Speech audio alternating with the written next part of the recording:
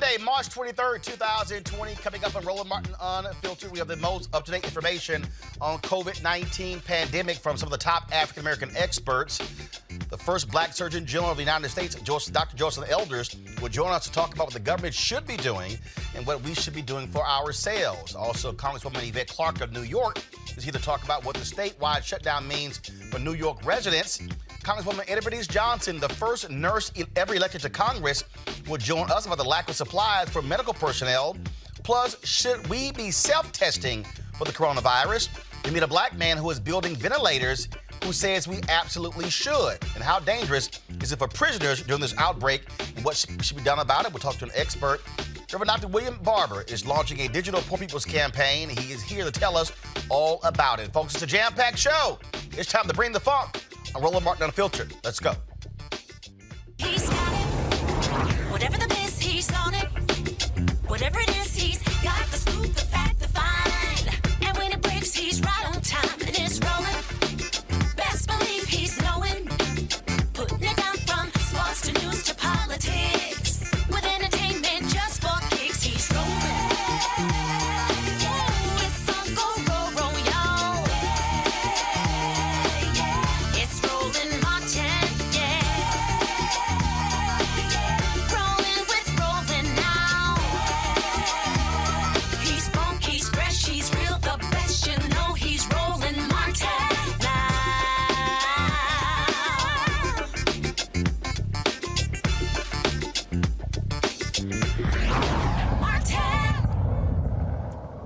Folks, there are currently 40,841 cases of COVID-19 in 50 states here in the U.S. and 3 U.S. territories. At least 483 patients with the virus have died. The World Health Organization Director General Tedros Adhanom Ghebreyesus says the outbreak is accelerating, but believes that we can change the trajectory. And in fact, what they've said is that it's actually shrunk in terms of the cases, how we reach to the point of 100,000. The Surgeon General of the United States, he said this week could get very bad. In New York, Governor Andrew Cuomo laid out his plan in his daily briefing. Supplies are the ongoing challenge nationwide. Masks, PPE, ventilators are the #1 precious commodity. This is happening on an ad hoc basis. We are competing with other states, as I have said. We have made certain strides. We have a full team working on it. We're very aggressive. We're talking to other countries around the world. We're talking to companies. We have New York manufacturers who are really stepping up to the plate and converting factories, etc. But this is not the way to do it. This is ad hoc. I'm competing with other states. I'm bidding up other states on the prices. Because you have manufacturers who sit there and California offers them $4 and they say, well, California offered $4, I offer $5, another state calls in and offers $6. It's not the way to do it. I was speaking to Governor J.B. Pritzker yesterday about this. Why are we competing? Let the federal government put in place the Federal Defense Production Act. It does not nationalize any industry. All it does is say to a factory, you must produce this quantity. That's all it does. I understand the voluntary public-private sector partnership, and there are a lot of good companies who are coming forward and saying, let us help.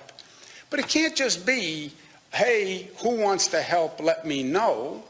We need to know what the numbers of what we need produced and who is going to produce that and when.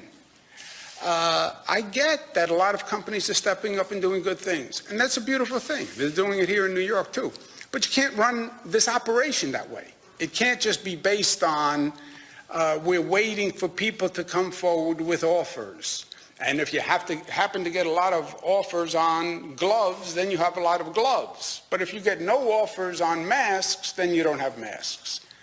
The Federal Defense Production Act just says you can tell a company, manufacture this many by this date.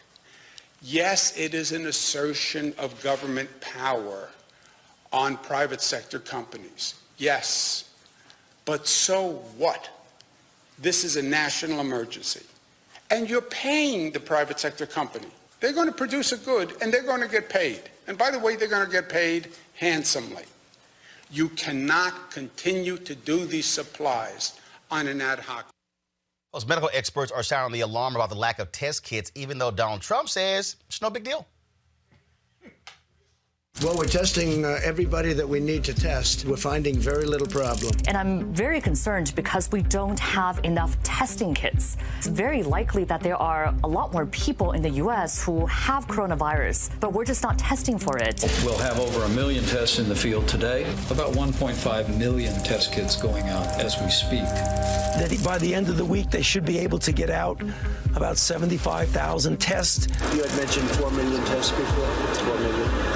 By the end of the week, hopefully. Anybody that needs a test gets a test. They're there. They have the test. The idea of anybody getting it, we're not set up for that.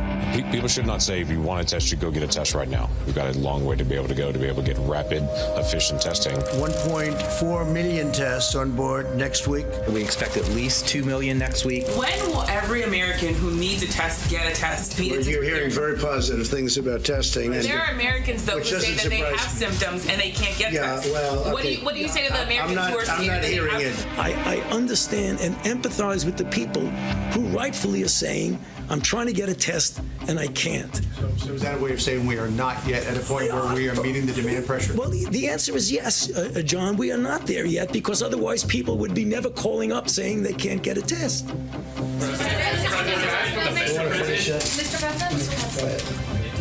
Well, I just can't emphasize enough about the incredible progress that we have made on testing.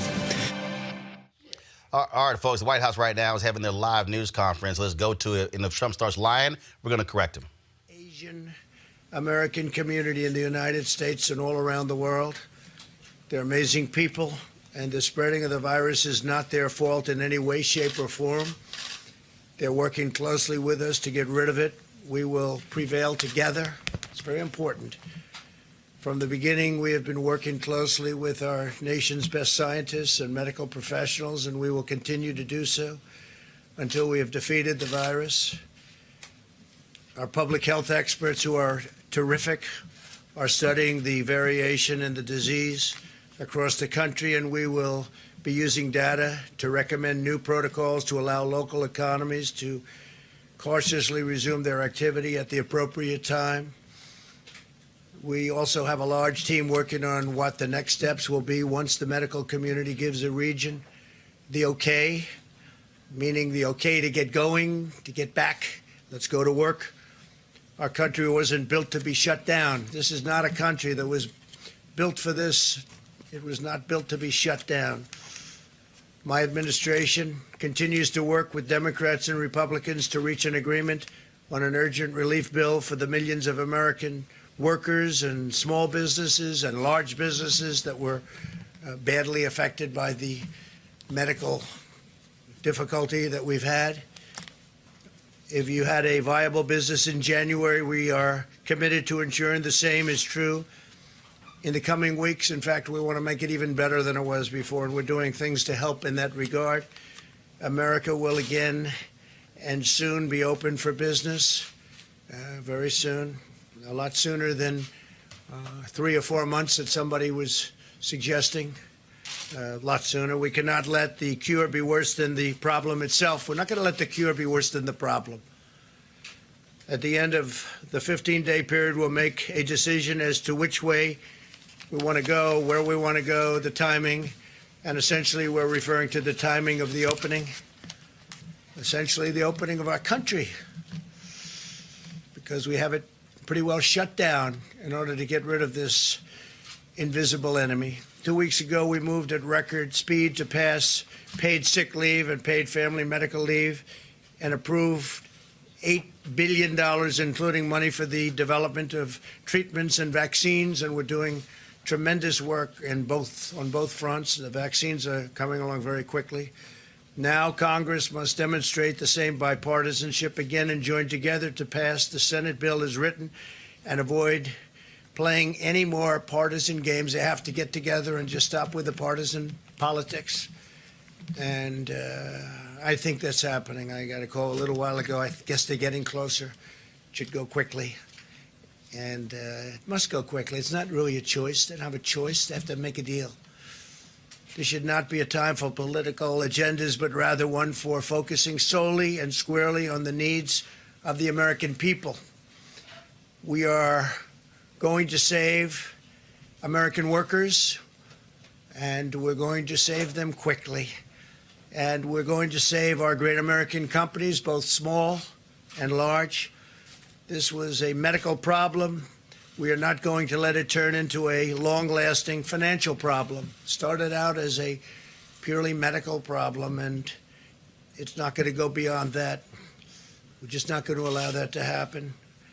Our country was at its strongest financial point. We've never had an economy like we had just a few weeks ago, and then it got hit with something that nobody could have ever thought possible. And we're fixing it quickly. And I want to just thank the American people for what they've been through and what they're doing. Our country will be stronger than ever before, and we fully anticipate that, and it won't be that long. Let me provide you with an update on critical supplies. FEMA is distributing 8 million N95 respirator masks and 13.3 million surgical masks across the country right now. Focusing on the areas with the greatest need, we've shipped 73 pallets of personal protective equipment to New York City and 36 pallets to the state of Washington.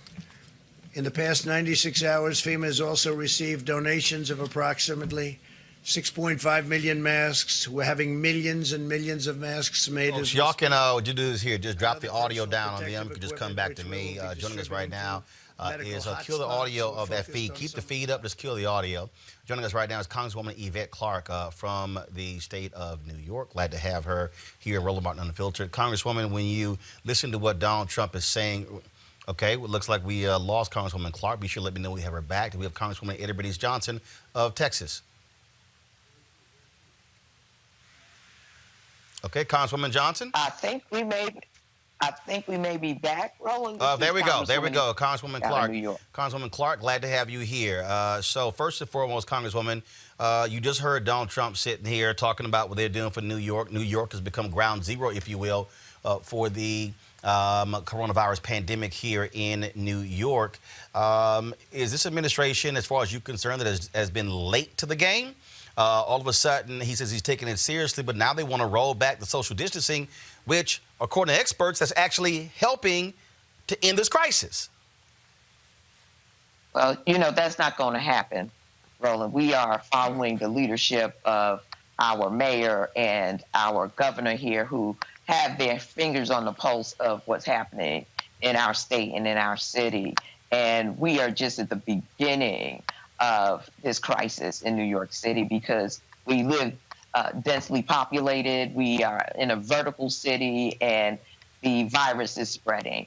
So what are we doing here? We are telling people to stay home for those who have a home to go to, because we've got multiple layers of challenge in a city like New York, where we have a significant homeless population, a significant homeless youth population, and being able to provide shelter for everyone that maintains social distancing, that creates an opportunity for them to, shelter in place, to be to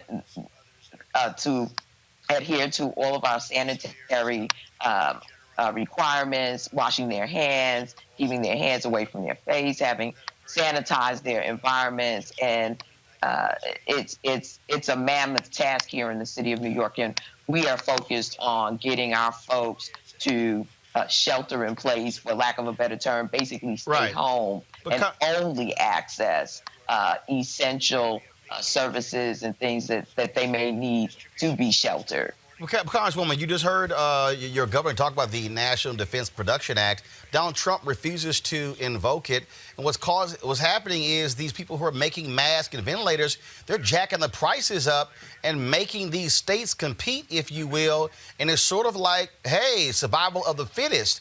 Isn't the point of the law? Is it the point of the law in order to get people to not do that?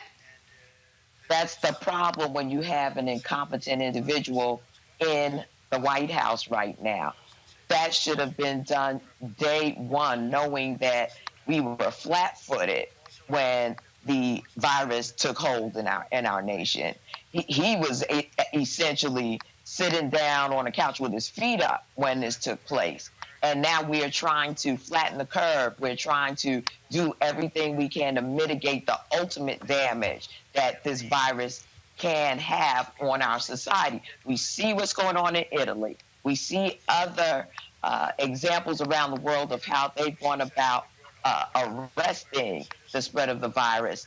And we should have had that Defense Production Act done immediately, because we need to see this as a war effort. Everyone has already had to change their way of life, adjust their way of life. We need to make sure that companies, manufacturers are doing everything they can do to produce all of the emergency materials that we need at this time. We can talk about everything else after we save life. Right now, we need ventilators. We need HEPA filters. We need the personal protective equipment for our frontline folks, everyone from folks in the hospitals to folks who are driving people to work, our transit workers. Right. And everyone in between, our first responders. This is an all-out emergency, and the fact that Donald Trump has not done his job is putting life and limb at risk, and we're losing life with each and every hour that passes, and he has not done this. All right. It's a shame. It's a disgrace. We have to do what we can to pressure this administration to get its act together, while at the state level, at the municipal level, right, using whatever resource we have at our disposal to sort of, hold back this tide, to flatten this curve. But it's coming, Roland. It's coming. All right. Congresswoman Yvette Clarke of New York, we appreciate it. Thanks a lot. Listen, we can do this. There's no doubt in my mind that the people who are engaged in helping us to navigate this are doing everything in their efforts. It's up to each and every one of us to do our part right now. And I know that the Black community is ready to comply and do whatever it takes to make sure that our seniors are protected, that our most vulnerable in terms of their health care is protected. We're going to come through this. But everyone does their part. Together, we're going to come through this. All right, Congresswoman Yvette Clarke, we appreciate it. Thanks a lot. Thank you, Roland. All right, folks, let's go now to Congresswoman Eddie Bernice Johnson of Texas. She is the first nurse ever elected to Congress. Congresswoman, what are you hearing from the nursing community when it comes to how they are dealing with shortages of gowns and masks and ventilators? What are you hearing? Well, there's great shortage, and nurses are the most important caregivers. They spend more time with patients than anyone else. I think it's important that they are furnished what they're needed. I know that locally there's been great push on getting the appropriate attire and protection. We're beginning to see more and more cases, and so we know that we're in for a while. And we must know that we must get protection for our first-line caregivers. If all of our nurses get sick, there would be no place to go to treat the people. So we know how important it is, and nurses know that as well.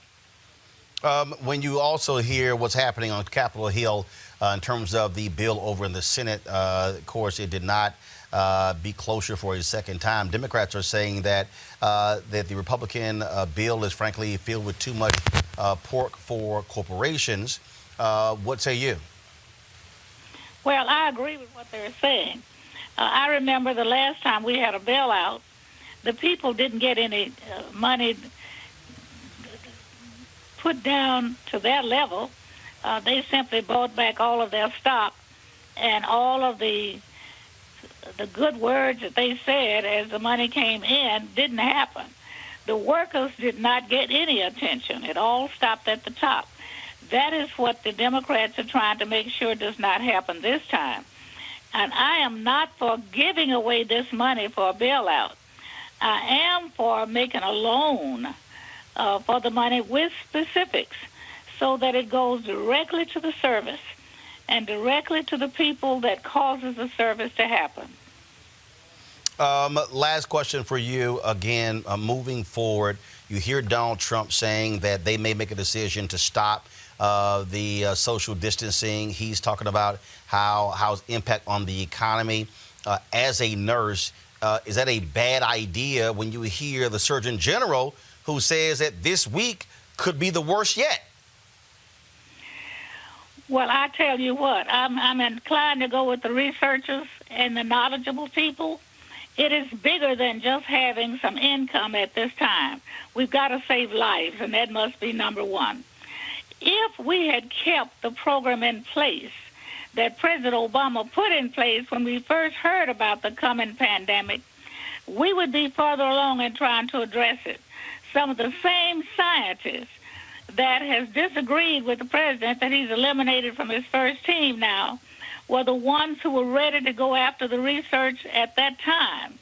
But because the funds being taken away, they were not able to get to their work.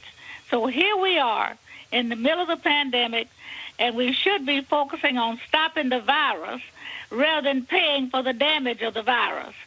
But now that we've gotten here, we've got to pay for the damage of the virus, but we cannot forget we must stop the virus. All right. Congresswoman Eddie Johnson, we appreciate it. Thanks a lot. Thank you. All right, folks, let's go back live to the White House. Attorney General William Barr is now speaking. Let's hear what he has to say.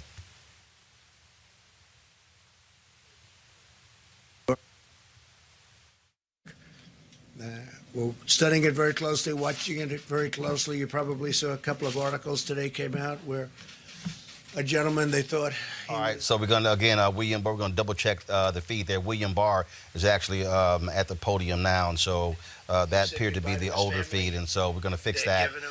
One of the things that we are also monitoring what's going on here, first of all, guys, you noticed that Donald Trump is the one who is leading these news conferences. Looked like for some reason he didn't like all the attention that Vice President Mike Pence has been getting. They started this news conference, and Pence wasn't up there. He's up there now. Now let's go back to the news conference live right now. The President signed a second executive order providing the authority to address, if it becomes necessary, hoarding that threatens the supply of those necessary health and medical resources. Under Section 102 of the Defense Production Act, the President is authorized to prohibit the hoarding of needed resources by designating those materials as scarce or as materials whose supply would be threatened by persons accumulating excessive amounts. Once specific materials are so designated, persons are prohibited from accumulating those items in excess of reasonable personal or business needs, or for the purpose of selling them in excess of prevailing market prices. It is a crime to engage in prohibited activity. In today's executive order, the President is delegating to the Secretary of HHS this authority.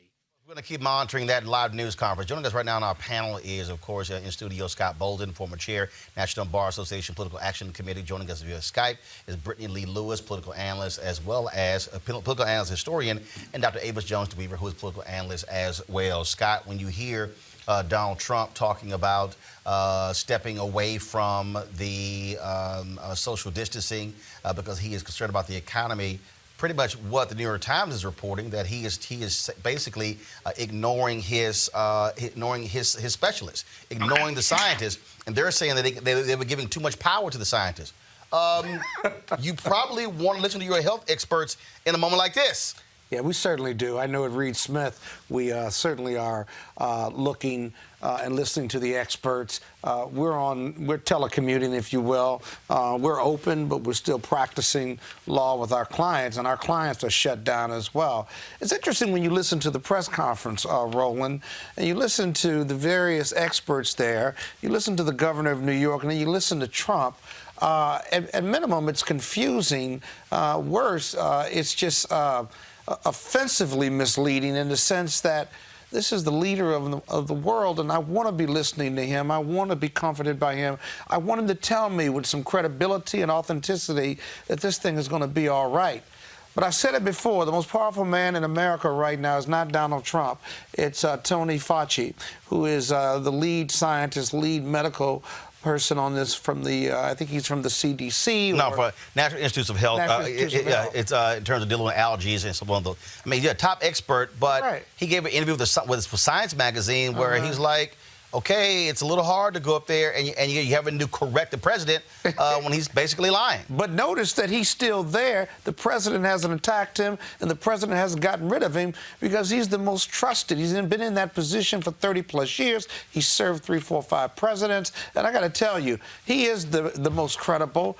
And that's who we need to be listening to. Just like the governors aren't listening to the president, the governors have taken the lead in the states because they can't rely on the president. And the president and the federal government ought to be leading, as we discussed. Hold tight 1 second. I want to go back to the news conference to find out what's happening with testing. Let's go right ahead. Data will give you the best insight right now on how the epidemic is proceeding in those countries, because they really can't be testing at the level to really understand the depth and breadth of their new cases. In the mortality data that has been provided to us, there has been no child under 15 that has succumbed to the virus in Europe. There was the one 14-year-old in China. So we still see that there is less severity in children. And so that should be reassuring to the moms and dads out there. To Generation Z and to my millennial colleagues who have been really at the forefront of many of these responses, less than 1% of all the mortality is less than 50. And so this is, I think, also a very important point. That doesn't mean that individuals won't have severe disease. So still 99% of all the mortality coming out of Europe in general is over 50 and pre-existing conditions. The pre-existing condition piece still holds in Italy, with the majority of the mortality having 3 or more pre-existing conditions.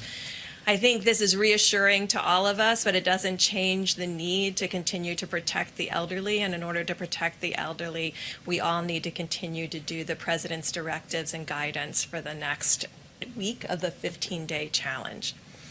Finally, I wanted to really close by thanking the laboratory personnel that have been at the front lines. 250,000 tests have been run in the last 7 days. This happened because these large commercial laboratories are doing round-the-clock runs. And remember, all of them Take the audio out. Thank you. Avis, you hear her saying 250,000 tests are being run. We were promised 4 million. Lies, lies, and more lies. All they do is lie in this administration. And the sad thing is, and it's beyond sad, this is criminal. You know, I call this criminally negligent level of incompetence that we have seen out of this administration. They continue to sort of dangle this promise of testing in front of the American populace, and they never live up to getting anywhere near what they're promising. And now at the same time, they are going to even magnify their incompetence by what it seems like alluding to that they are going to end the social distancing in a week. You just heard her say, and she looked to Trump right before she said it, for like another week. It's as if they will not be satisfied until they definitely kill millions of people in this nation because of their utter incompetence. And it's time for him to go. Honestly, I wish someone would invoke the 25th Amendment, because clearly he presents a clear and present danger to this nation and to the citizens of this nation. He is not a wartime president. He is a president who, through his incompetence, is committing a one-man war against the citizens of this nation. I want to go to Brittany. Brittany, when we see what is happening with all of a sudden now the Trump administration sending these signals, it's all about the economy. You know, we can't destroy our economy because of this. But you have more states who are now saying shelter in place. We had California, we had New York State, Illinois. Now we have Massachusetts. Now we have Michigan. More and more states are saying this is the way we have to go. Dallas County has issued that order. So states and counties and mayors are looking towards this. Donald Trump says, "Oh, we pretty much got the nation shut down." No, we don't. we absolutely do not. you still have people who are congregating. Just this weekend, these dumbasses in D.C. were literally walking around about the cherry blossoms. I don't give a damn about some cherry blossoms. Now, look, it was gorgeous in D.C., 72 degrees. There's no way in hell I'm about to risk my damn health by going to see some damn cherry blossoms. Well, they were cherry blossoms. It's unfortunate, and I think it's so important for us to do something about Donald Trump. And I think that I'm so grateful for the leadership for the majority of the states that have taken the steps to, give those stay-at-home orders and be rigid. But unless we have this on a national level, I don't really see this going down. I've heard a ton of experts talk about how we have to do everything at the same exact time, and there needs to be a national order to stop this virus from spreading as rapidly as it is. And like you said, you have people outside looking at the cherry blossoms. I know we saw what happened in Florida with the beachgoers. This is continuing to spread, and people are not taking it seriously. I even saw a few people in, I think it was Okeechobee, Florida. There was a politician there who was saying that we can kill the virus with a blow dryer. And it's those type of things that are extremely scary, and which is why we need excellent leadership coming down from the federal level to control this. Again, folks, I mean, this is the sort of the nonsense that was happening this week in D.C. when I talk about all these people who were out. Actually, when I was coming into office, looks like the police finally used some common sense. And so pretty much all around the National Mall, it was blocked off with police. It's just amazing, again, to actually listen to what is happening, listen to with this administration and these mixed signals that they are sending. Real quick, I want to go back to the news conference. Before we come back, we're going to talk to Dr. Joycelyn Elders, nation's first Black Surgeon General. So let's go back to the I'm going to go back to the White House in just a second to pull up exactly what's going on there. I think Mike Pence is now talking. So folks, go ahead and pull it up. The federal government are brought to bear. The president wanted us to make it clear that the federal government will do whatever it takes to support an effort that is locally executed, state managed, and federally supported. We reiterated that to our governors today, listened to them about their specific needs, and frankly, made it clear to them that while the president has published at coronavirus.gov the 15 days to slow the spread for every American, and millions of Americans are addressing these common sense guidelines to prevent the spread of the coronavirus in the days ahead. We made it clear to the governors that this president and this administration fully supports decisions that governors are making in communities and states that are particularly impacted by the spread of the coronavirus, and we are grateful for their efforts. We also spoke to the governors about the importance of the legislation that is currently being negotiated on Capitol Hill. And asked them to encourage members of the House and the Senate to move very quickly. The bill that is currently being negotiated, the president said that he believes will be resolved soon, and we're encouraged by it. We'll speed direct. We're going to dip back out of that. I want to pull up right now the nation's first Black Surgeon General, Dr. Joycelyn Elders of Arkansas. Dr. Elders, how you doing? Fine. How are you? Certainly glad to see you since we were together at graduation at Philander Smith. Yes. And so we were honored, and so was I. First and foremost, as a woman who has served in that capacity as a nation's Surgeon General, to listen to Donald Trump and these political leaders now say they may walk back the social distancing, which Dr. Fauci and others have been saying is important. He was on the Today Show this morning, I'm going to pull the clip up in a second, saying that might have to continue for several more weeks so we can get ahead of this. But you have folks like Trump, Larry Kudlow, they're so concerned about the stock market that they say, oh, we shouldn't allow this to kill our economy. What say you? Roland, we've got to listen to the scientists. We can't afford to listen to people who really don't know the science and don't know what they're talking about. I very much, I realize Mr. Trump is our president, but we've got to listen to the scientists on this.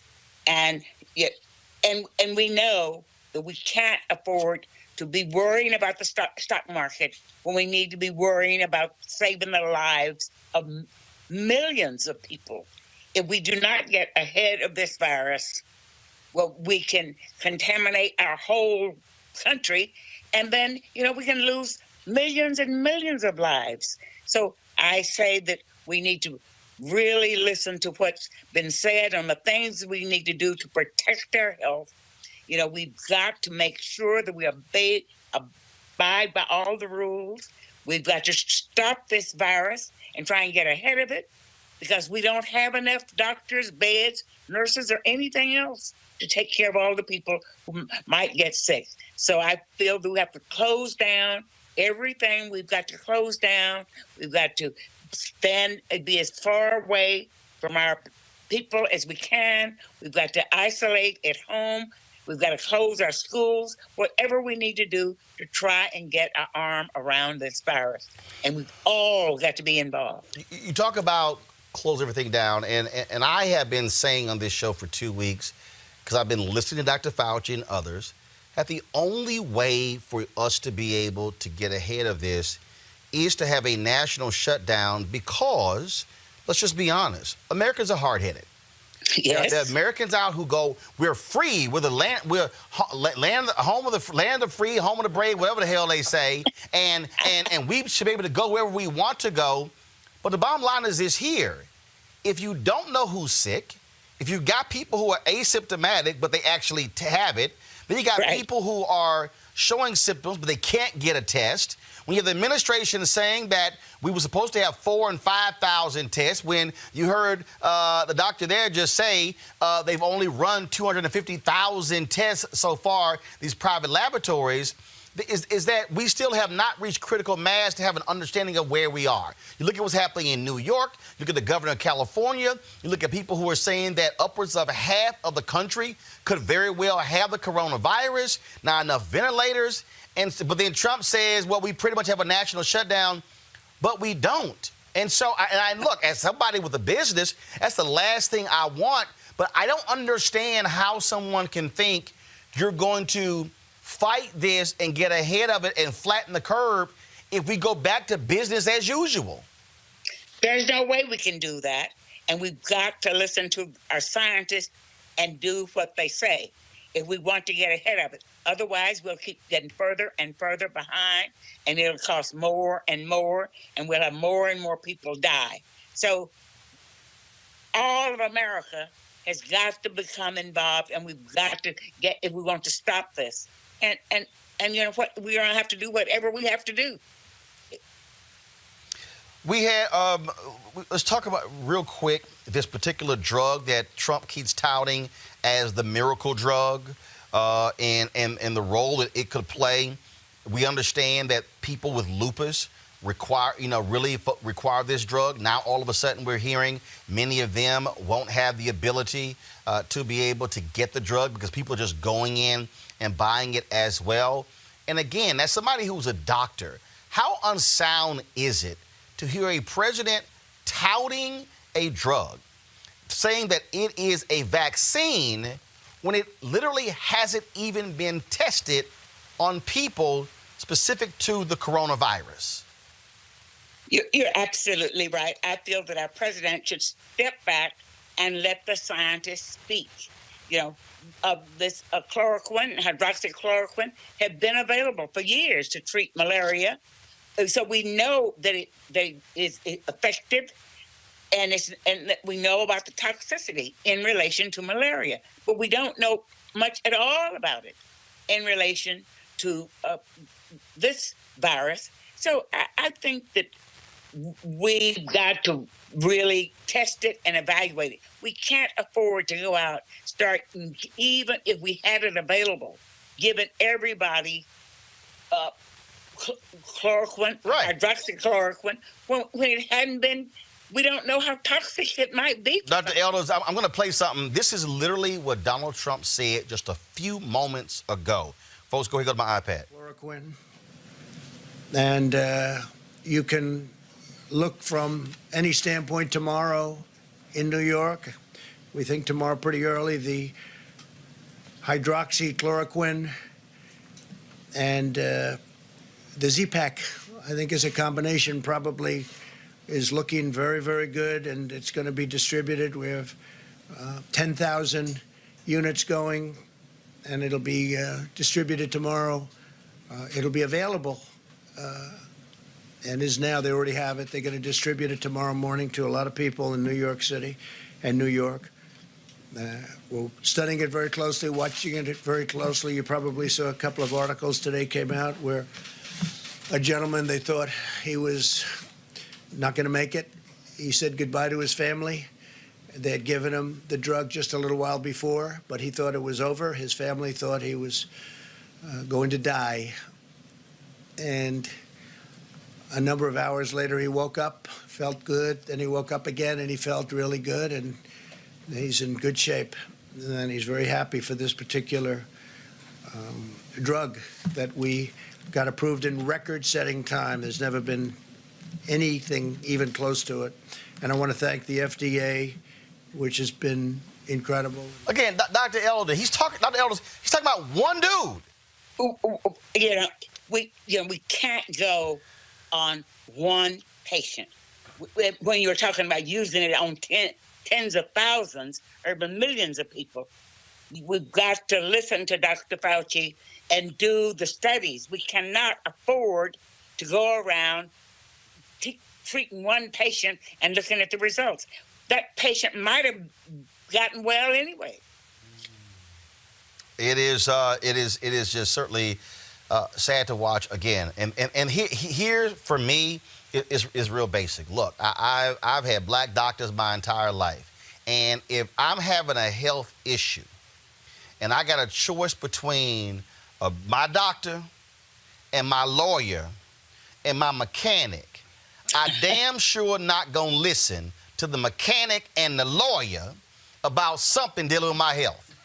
You're absolutely right, and this is what we've got to stop listening to all these myths and fairy tales, and the leader of our country has got to stop shopping myths. In fact, I want to play this for you. That was a commissioners meeting in Florida where this county commissioner literally started spouting something he heard on that crazy right-wing network Donald Trump loves.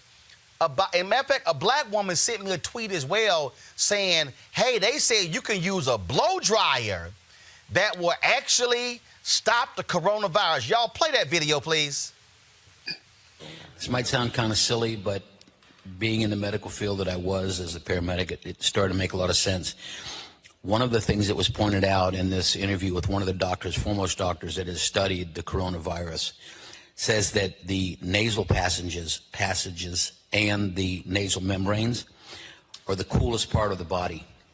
That's why the virus tends to go there until it then becomes healthy enough to go into the lungs. This sounds really goofy, and it did to me too, but it works. Once the temperature reaches 136 degrees Fahrenheit, the virus falls apart and just disintegrates, okay? And I said, well, how would you get the temperature up to 132 degrees?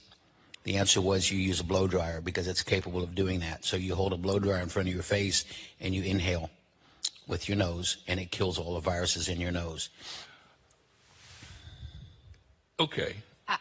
So I would just caution residents to, if there's lots of misinformation out there. We're hearing and learning a lot on social media, and there's just a lot of misinformation on how to cure this disease. And, I personally would just leave that to your medical provider. I've heard so much, just sad information about, how to cure this virus. And it's a new virus. That's why they call it a novel coronavirus. And just caution on the, mechanisms of, trying to treat. Come on. Dr. Elders, this fool literally said, I used to be a paramedic and I read this here from this doctor, and that was a study. Hold a hairdryer to your face and let it blow 130-degree heat into your nose. What? You got to inhale. You got to inhale. That makes absolutely no sense. Doc, go ahead. Take it away. That makes absolutely no sense, and I feel that that's a horrible myth, and that person needs to go to their doctor and see what their doctor says about this. because, I suspect that I wonder what really happened to that patient, and I wonder if they really got the temperature to 136 degrees Fahrenheit. We just cannot have all of these lies. And Doc, if I put 136 degree in front of my face, you're going to have a big bad burn. I'm going to burn my damn face. That's the craziest. So I'm going to try to kill the coronavirus and now give myself a facial, nose, nostril, mouth burn. And probably kill you. Lord have mercy. Lord have mercy. Dr. Joseph Elders, always good talking with you. Look forward to having you back on as we continue moving down this path, because we need sensible people. Thank you. And so, and we want to Let's try to get some good things. Oh yeah, that's absolutely. That's why we talk. That's why we talk to the top black experts, not these crazy folk out here who come in with their home remedies dealing with coronavirus. Thank you for what you're doing. It will make a great big difference and hopefully save a lot of our people. We appreciate it. Thanks a lot.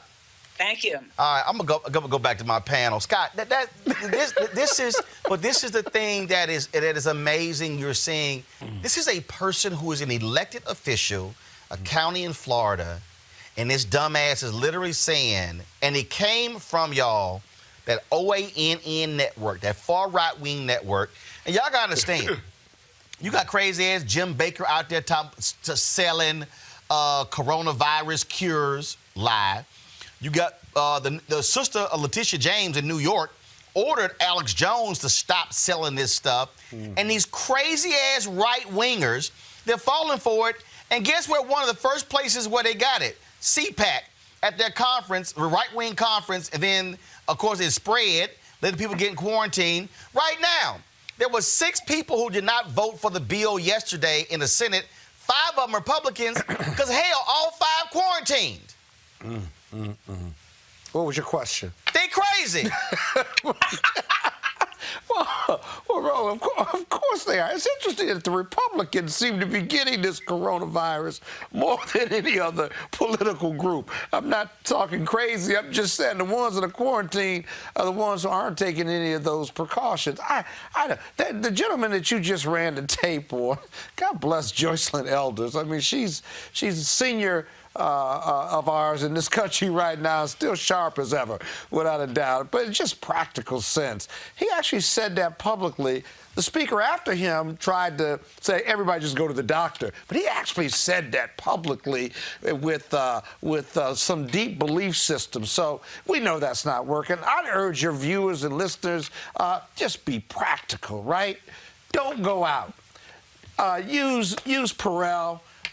Use gloves, if you will. I don't know what the debate is on the mask. I got lost on the whole debate of whether a mask works or not. But self-quarantine until we get through this. It makes no sense to take those types of chances. Brittany, because first of all, it was a black woman who sent me that blow dry, and I told her, "You got your damn mind." Where's the tape? I said, don't. Where's the black woman tape? I said, don't say that. I said, don't say that to nobody else.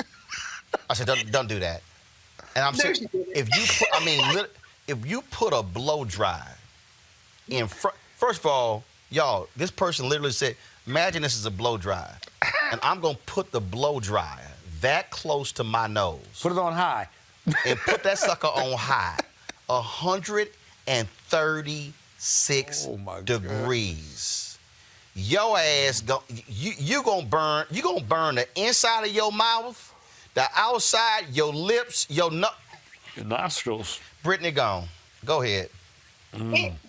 It's really scary. I mean, first off, what does it say about some of our elected officials and their inability to discern correct information, peer-reviewed information, scientifically studied and sealed information? I mean, it's scary to think that you have an elected official getting their information from the far right-wing sources.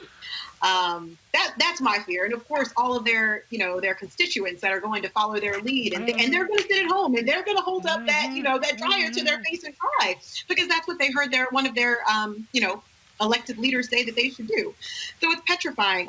All I can do is caution the American people to listen to the scientists, listen to the medical professionals, listen to our healthcare workers and leaders, because some of our administration, and our elected officials just don't know what's going on. Avis, and I'm gonna need black people, Avis, to stop sending around these dumbass recipes from their great-grandmama and their grandmama and their granddaddy that came from the country.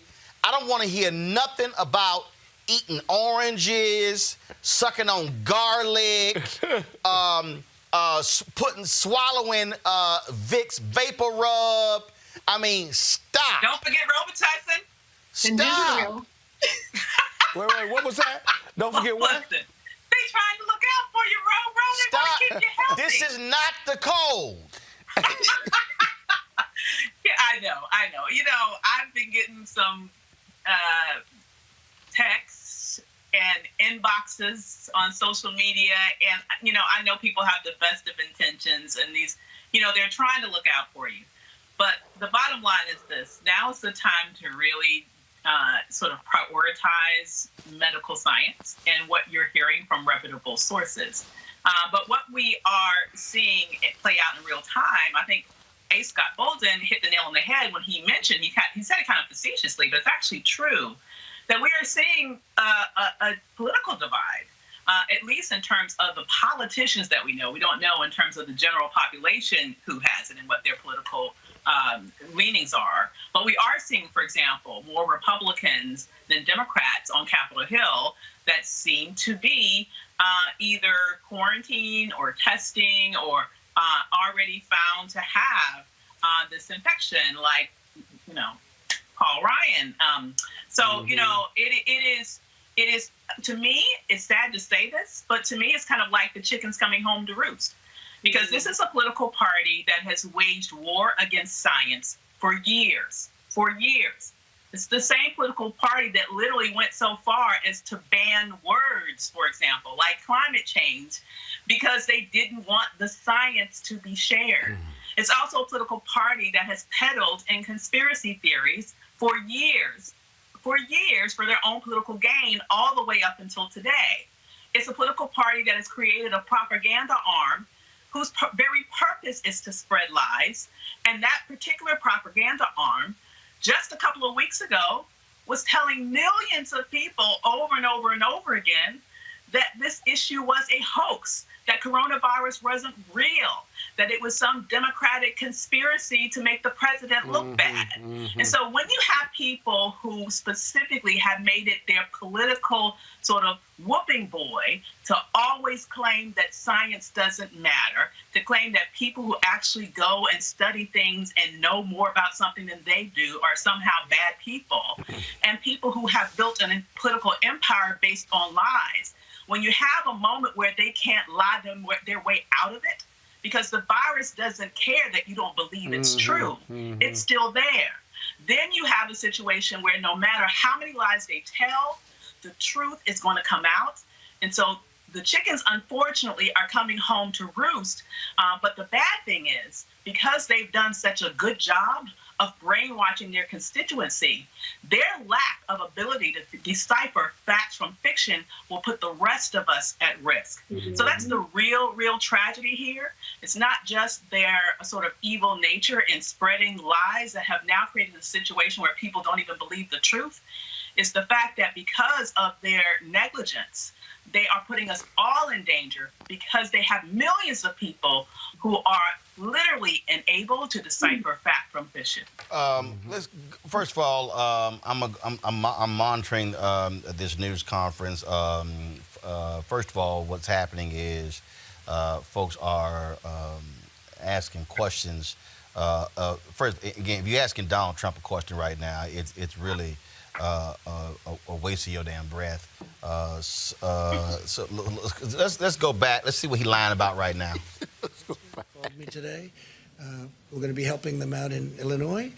We're doing a lot of things in Florida. We're doing a lot of things, and between FEMA and the Army Corps of Engineers and the Admiral in your group, in terms of the purchasing, that's what he does. He purchases. He's supposed to be great. I'll tell you in about 2 days. But he's going to do a fantastic job. So we have an incredibly talented group of people. But yeah, we'll be doing 2 things and 3 things at one time.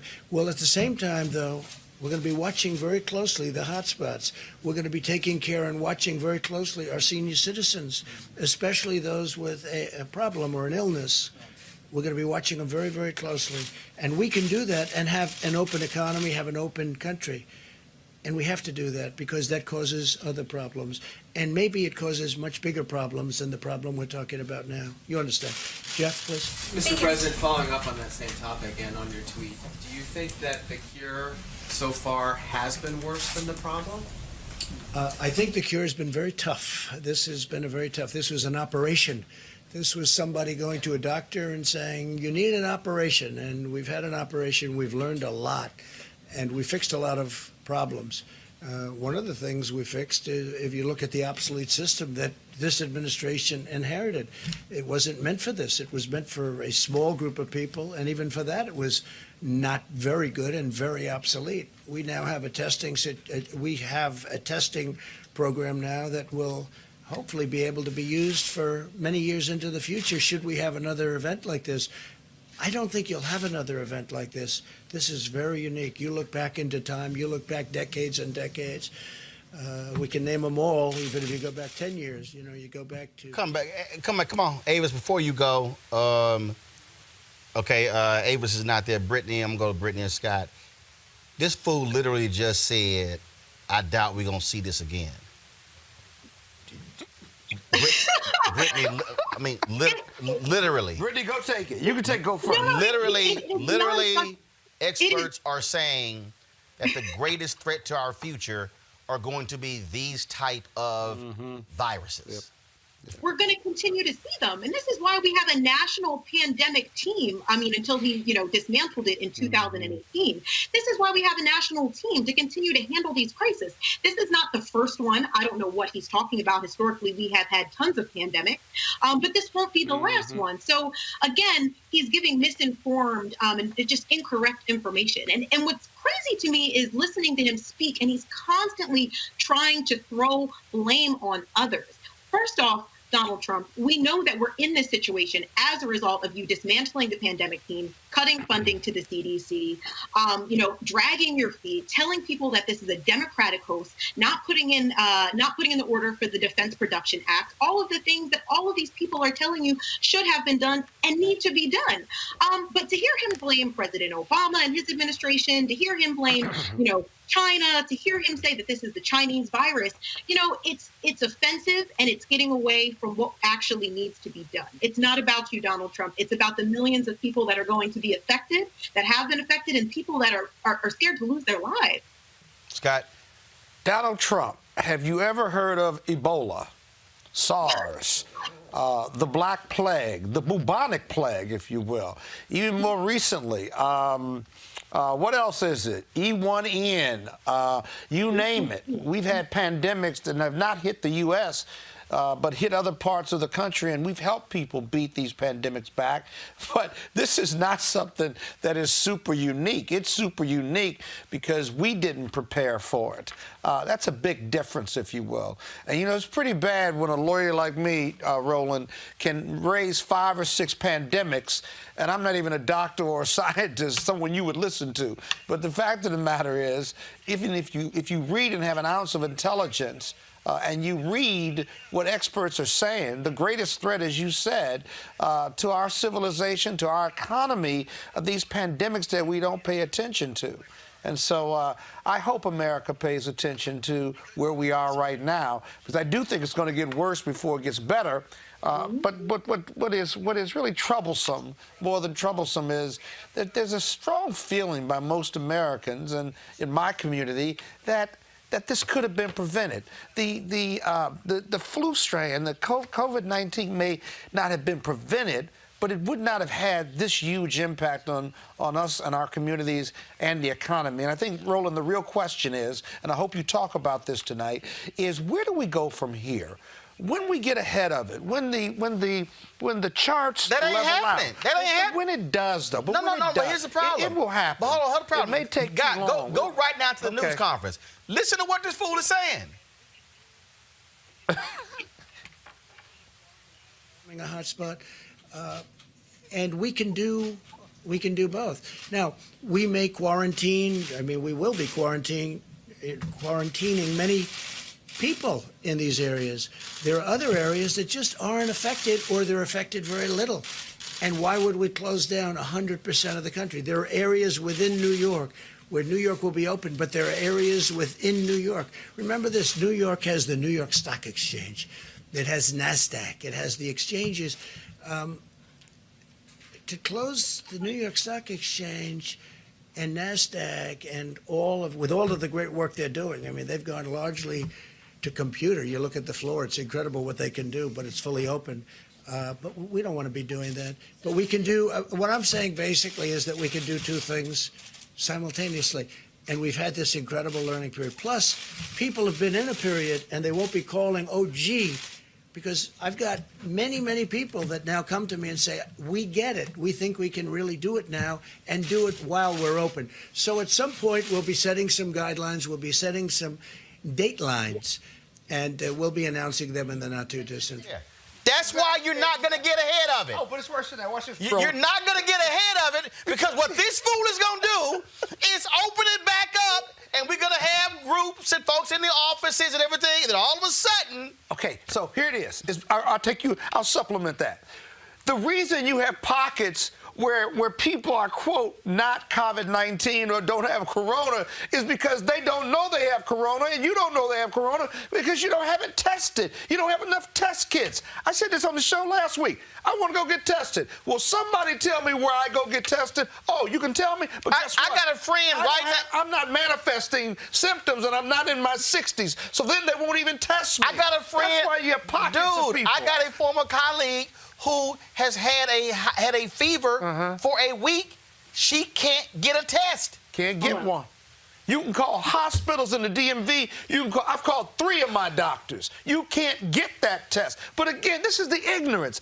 You have pockets where people aren't getting it, but it's only because they don't know they have it because they haven't been tested. So if you got tested, you know. But we can't do the test. That's the killer part of all of this. If we had tests, if we were doing 1 million tests a year, or I'm sorry, 1 million tests a month, 500,000 a month, he might be right.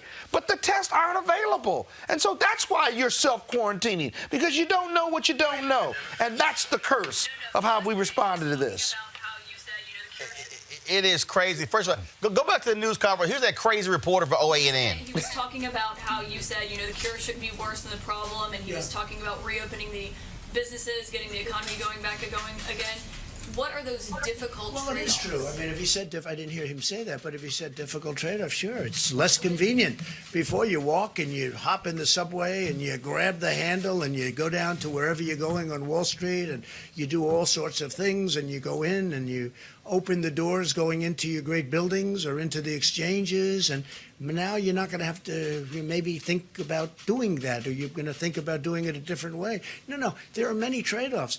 It's a different life, and maybe it'll remain that way, frankly, after the invisible scourge is gone. Maybe it's going to stay that way. Not a bad thing to stay that way, but no, there are trade-offs. There's no question about that. But I actually think I think in the end we're going to end up being bigger, better, and stronger.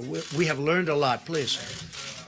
We're seeing an increase of cases in Latin America, in the Middle East, it's true. in some places in Asia. Are you considering a new round of travel ban?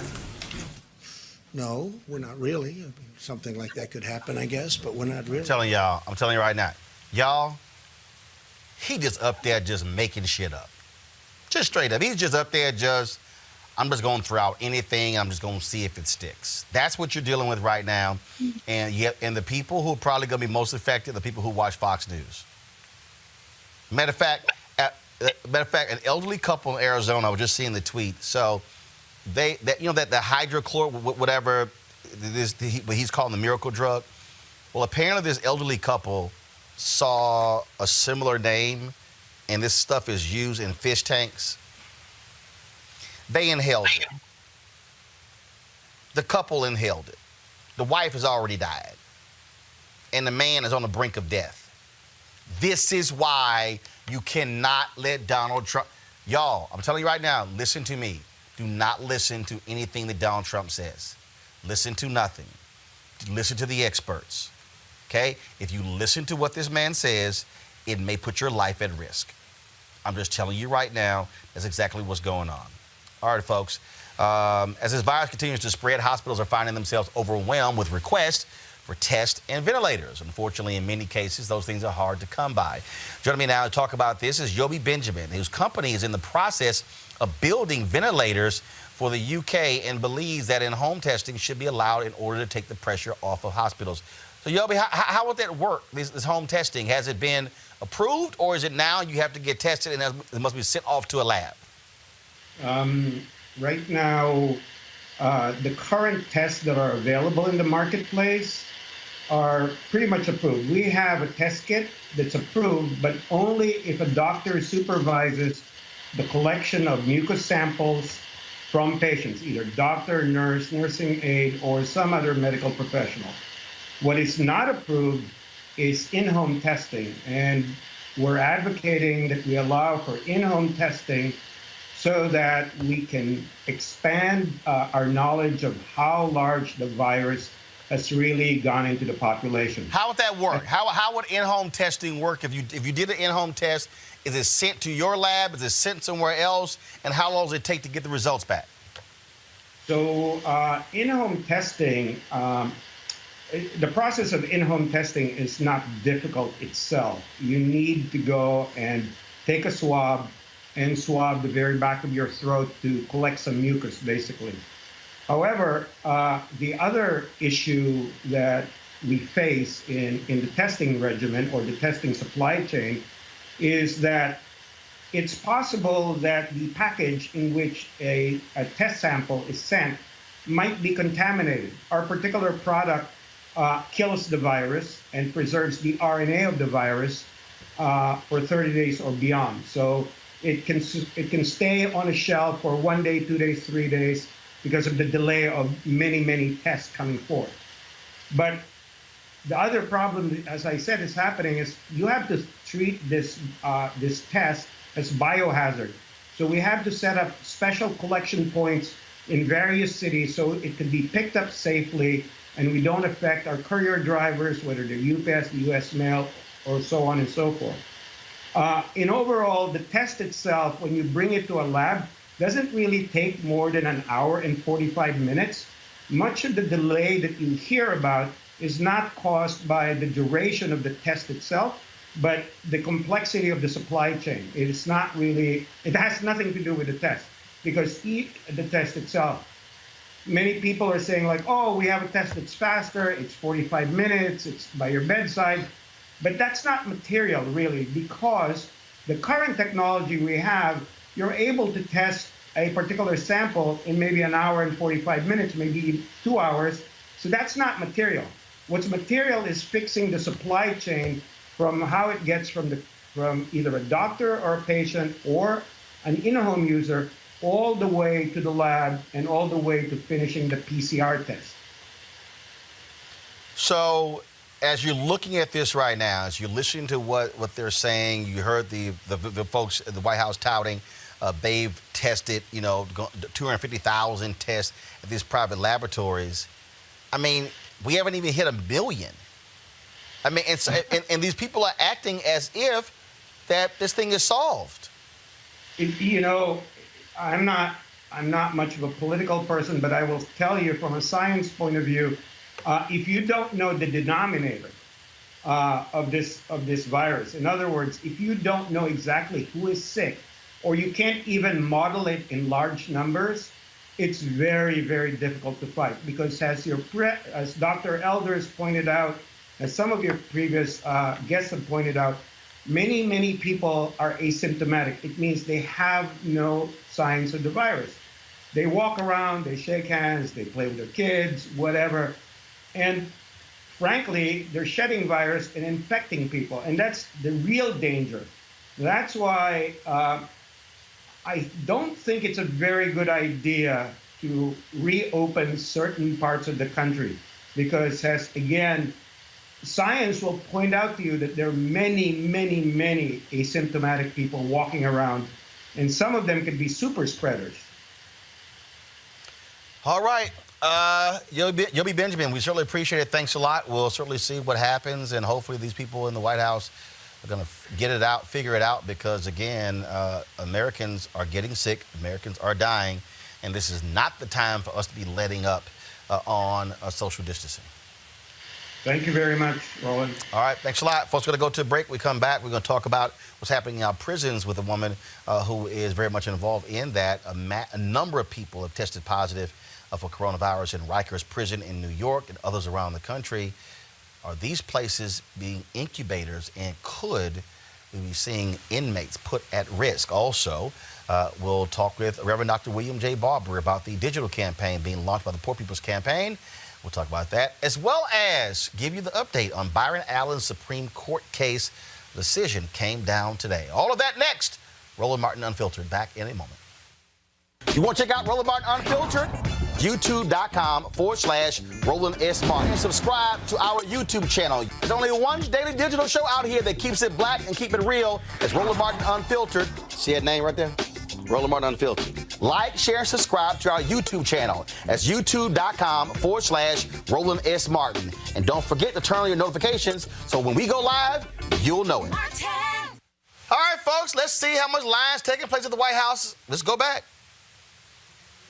Of nasty language toward the Asian Americans in our country, and I don't like that at all. These are incredible people. They love our country, and I'm not going to let it happen. So I just wanted to make that point. Because they're blaming China. People are blaming China, and they are making statements to great American citizens that happen to be of Asian heritage, and I'm not going to let that happen. Please. You say you want to reopen the country, but most schools across the country are closed. 2 states now are closed for the rest of the school year. How are parents supposed to go back to work and educate their children right now? The governors of the various states will have a lot of leeway. If we open up, and when we open up, the governors in certain states, for instance, you go to some of the states I just mentioned, those schools are going to be open. In many cases, they're open now, but the schools are going to be open. In other cases, Governor Cuomo, Gavin Newsom of California, certain governors are going to maybe have a decision to make. Now, they may make a decision to keep them open in a certain part of New York, and maybe in Westchester County or wherever it may be, they'll keep them closed. But they're going to have leeway. We're giving the governors a lot of leeway. Do you agree with the decision to close it several months out at this point? These governors are saying they're expecting a peak in the next couple of months and have made a decision for the rest governors of the year. are going to make those decisions. That's going to be up to the governors. And they're very capable. They'll be able to make the decisions. Please. Sir, will you explain why a $2 trillion economic stimulus is needed if you are going to reopen the country in a period of weeks, not months? Because the virus has had a big impact on our country. So we're going to give a stimulus so that the workers can live their life. It was not their fault. It wasn't the workers' fault. And we are going to give a kick so that it's a kick. And this way, we think the workers can get a fair start. The small businesses we're taking very good care of. We want to take care of these small businesses. They really are the engine of this country. A lot of people don't know that.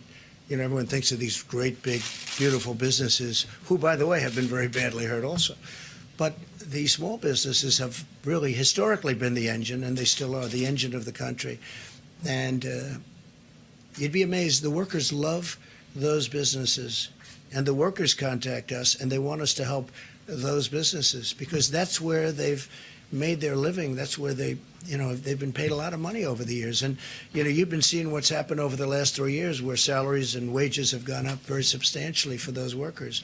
And then we got caught by this sudden craziness coming into our country and coming all over the world. So we need to make sure that the companies are strong. Y'all, he literally just said the wages of these small business workers have gone up substantially over the last several years. That is a lie.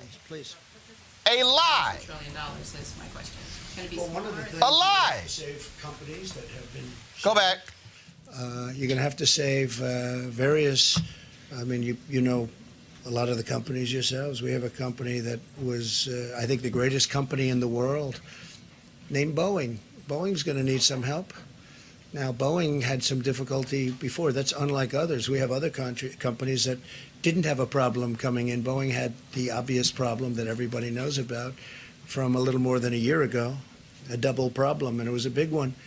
And then on top of it, as they're getting ready to really show their stuff, on top of it, we all get hit by this. And obviously, the airlines are going to have a problem, but the airlines aren't going to be buying from Boeing or from anybody else right now because of this difficulty. So we have to work with the airlines. We have to work with the cruise lines. We have to work with the companies like a Boeing, because Boeing's a potentially, again, a great company. It had a very rough period of 13 months, a very rough period, a horrible period, an unbelievable period. If you would have told me this would have happened to Boeing, I wouldn't have believed it, because to me it was, truly one of the truly great, probably almost 1 point of GDP, if you can think of that. It's hard to believe that a company could have that kind of an impact. But Boeing, we have to work with it for two reasons. Number one, it's a great company that we have to save. Number two, it produces unbelievable numbers of jobs. And so, the numbers have to be reflective of that kind of a thing. Please. Boeing is in trouble because of the 737 MAX. And we want building. That's why Boeing's in trouble. Because they rushed a plane out. They've lost billions. They've lost billions on the cutback on the orders of those new planes, and because of the liabilities they got to pay out because of those crashes. Dr. Birx, we seem to be talking about different geographical slopes on this. The curve would be changing. And yet you just said that 20% numbers coming out of New York gives an indication that we don't quite know when the seeds, to use your metaphor, were planted. So how confident are you on the start dates of each curve for each of the geographical areas that the president seems to be indicating will be adjusting the policy for? So that's a very good question. So what we do know is now we can backtrack from people who get very seriously ill to when they probably got infected versus when they were exposed. And so when you start backing out each of those pieces, when you start seeing hospitalized patients, you know that the virus has probably been there for 3 to 4 weeks, substantially circulating within the population. So that's what we're looking for. Now, as all of our testing is improved, and we want to really applaud the group who has worked on it. If you look at the pandemic flu preparedness, all of this was built on a flu platform. It was never, ever thought that you'd have a simultaneous respiratory disease hitting at exactly the same time as your flu hits in the country. And so when you're doing all of your flu surveillance, you could have small cases of these pneumonias and flu-like illnesses. All right, y'all, here's the deal. Okay, we're going to dip out of that. Bottom line is here. One thing that's happening right now across the country, we're seeing the impact of people who are in prisons. Joining us right now is Andrea James, Executive Director of the National Council for Incarcerated and Formerly Incarcerated Women and Girls. Andrea, we're seeing a major outbreak at Rikers Island, other prisons across the country. What are you hearing when it comes to these prisons, how they are protecting inmates? Guys, I can't hear Andrea. Thank you, Mr. Martin, for including our voice. Go ahead. For including our voices on this important issue. As people with direct experience, I think it's really a loss when we don't include us in this conversation. So thank you. We have had an extensive communications network in prisons and jails across the country, mostly for the past week and a half now. Documenting all of the reports that are coming in from women primarily, but also from men in jails and prisons across the country, and it's alarming. We all know as formerly incarcerated people what it's like to even have a cold while we are incarcerated, and so to be faced as incarcerated people now are faced with something as dangerous, as life-threatening as COVID-19 in places such as jails and prisons where there is no social distancing. There's no adequate health care. There's already overcrowding. There's already lack of resources. And there's already lack of humanity that we still, for the most part, we are seeing more and more reports coming in of good things. Just today, the court in New Jersey has ordered that people in jail be temporarily released as a result of COVID-19. And then down the road, as things turn around or turn the corner, whenever that may be, to then consider who amongst those folk would need to, in their discretion of the court's discretion, need to return. But that's a huge gain. That has only come about as a result of all of the intel and all of the voices and the raising of concern that has happened among people inside, connecting with those of us on the outside who are carrying their concerns, and the families of incarcerated people who also are using their voices to raise the alarm that the community does not stop at the prison wall. Our community, for us, incarcerated and formerly incarcerated people, includes all of us, and so should the humanity of this country. Terrible things are happening in jails. There are no masks. There's no soap. There's no running water in some places. People are being pushed into parts of prisons and jails where there are not. It's what we call a dry cell. Those are cells and those are rooms within prisons where there's no toilet, there's no running water. Solitary confinement is being used in many cases to quarantine people who they don't know, because nobody is being tested in the jails. COs are coming down with COVID-19, with the coronavirus. And so this is just a disaster, a human disaster, a human fatality disaster waiting to happen. Are we seeing state officials focus on this, or is it pretty much, look, we got other people to worry about as opposed to people who are sitting in jails and prisons? Because because remember, as I keep telling people, there are 2.3 million people who are incarcerated in the United States, only 200,000 on the federal level. Majority of the people in this country are incarcerated in local, county, and state jails. And so, I mean, we're talking about, that's 2 million people. And all of a sudden, if you're hearing 20 and 30 and 40 people in Rikers Island testing positive for coronavirus, then you start going to other prisons, I mean, you're going to see a significant outbreak in America's prison and jails.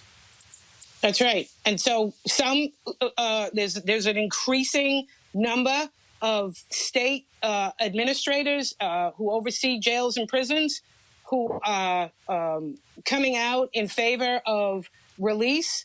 Some of it's coming out in the form of releasing in certain categories, such as elderly and the people with already compromised immune systems. Letting people come out who are already within a year of release. We're seeing a small uptick in that. Things like, again, what happened today out of the New Jersey court, ordering that all people in jail be receive that temporary release. More are coming up with. Then we have states like Massachusetts, my home state, which absolutely nothing is being done in terms of trying to decarcerate the jail, not even the jail population. We have so many women. We have a national state clemency campaign under our organization on the National Council. We have lists of names of long-timers, of elderly, folk who in both federal and state prisons who could be released immediately, who are no further harm, have served decades in prison, who we were already advocating for clemency for. We know who these people are. We need to encourage those state actors. The Association of Governors, there's a letter that's going out today by a number of organizations, including ourselves, the Leadership Conference, the National Bail Fund, a collective that has come together to make these demands to encourage state governors to do what they can. You're absolutely right. The majority of people that are incarcerated and are affected by incarceration in this country are cycled in and out of county jails. And these are mostly people that don't need to be there.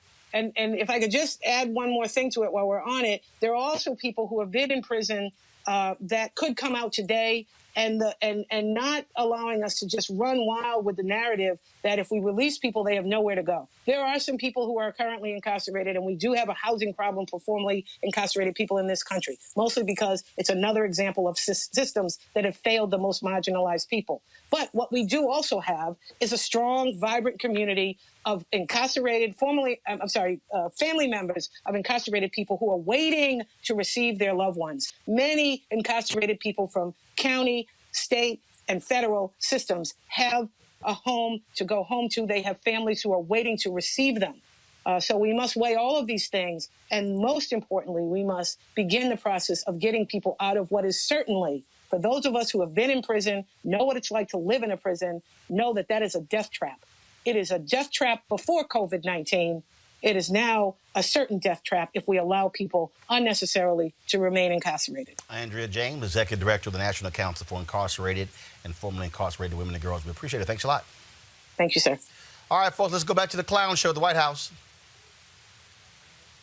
Well, I think if you remember just a week ago, Britain had a very different approach. So everybody is adapting to their data. I haven't looked at the data that informed that decision, so I can't really comment on how they got to that decision there or in Germany.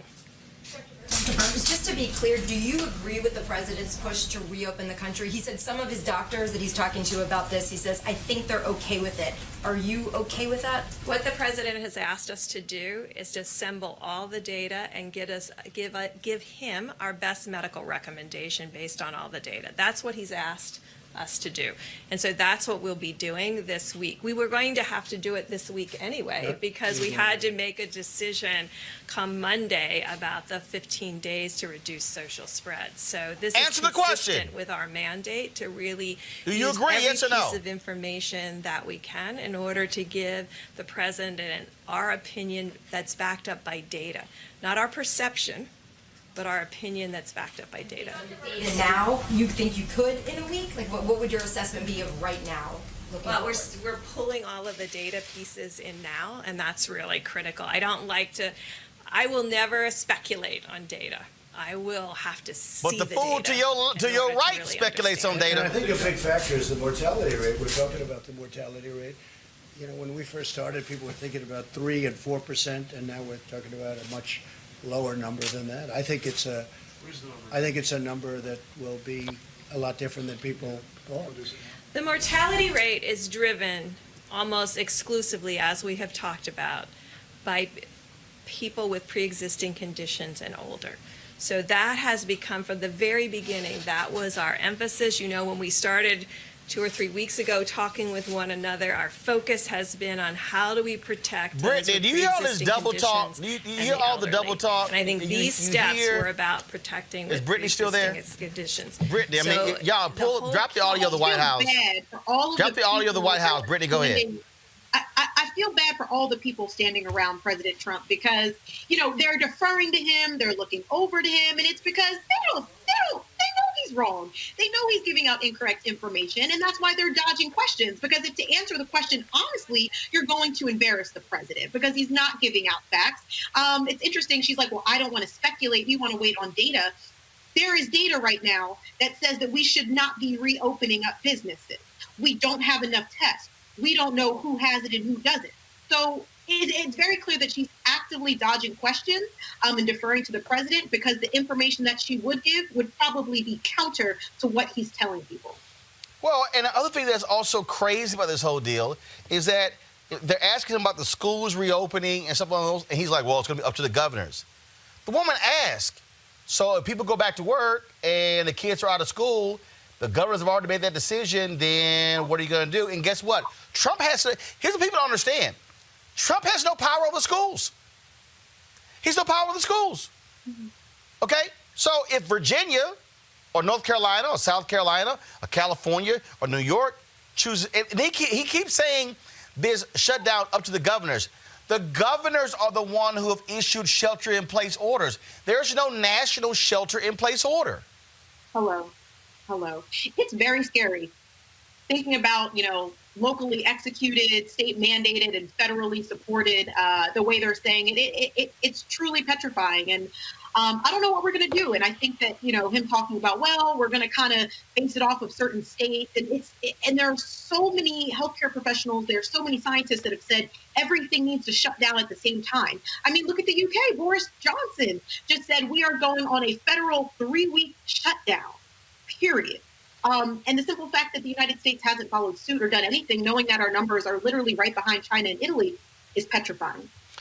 One pull the phone right now, Reverend Dr. William J. Barber, of course, one of the national conveners of the Poor People's Campaign. Reverend Barber, it is stunning to watch the sheer and utter incompetence coming out of the White House every single day. You also look what's happening on Capitol Hill, where you have the debate going on there. The Democrats, for the second time, have voted against closure, and so therefore, the bill that the Republicans want them to vote on, they are desperate for that to move forward. Mitch McConnell is really upset, blasting Democrats, talking about how they are, failing America and all of this sort of stuff. In fact, I want to play for you something that Mitch McConnell said that I want you to comment on this, Reverend Dr. Barber. So, folks, here's Mitch McConnell. Check this out, y'all. This today. On the Democratic wish list over which they choose to block this legislation last night. Tax credits for solar energy and wind energy. Provisions to force employers to give special new treatment to big labor. And listen to this, new emission standards for the airlines. Are you kidding me?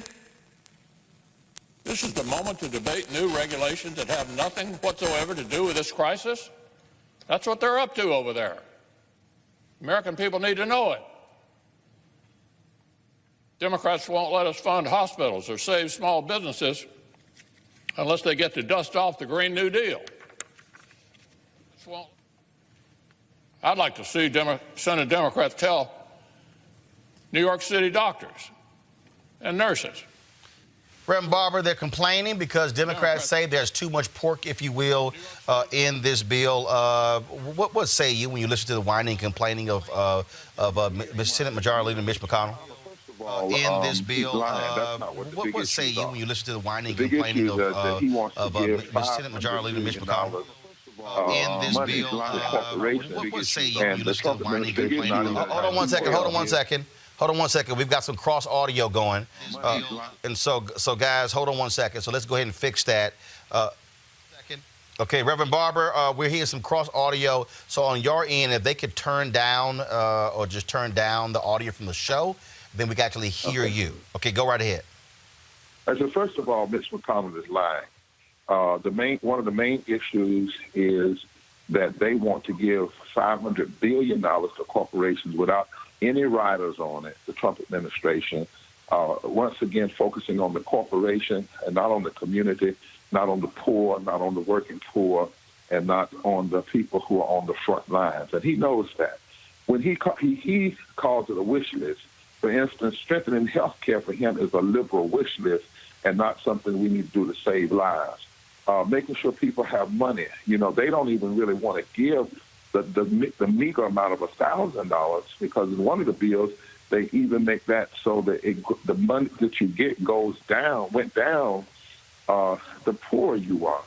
So this is, again, Republicans who want to make money off of people suffering, who believe the answer to every problem is trickle-down economics. Just give it to the corporations. You even heard Trump say he doesn't want to nationalize certain things because, quote unquote, he sees that as socialism, when in fact we have plenty of socialism for the wealthy and the greedy.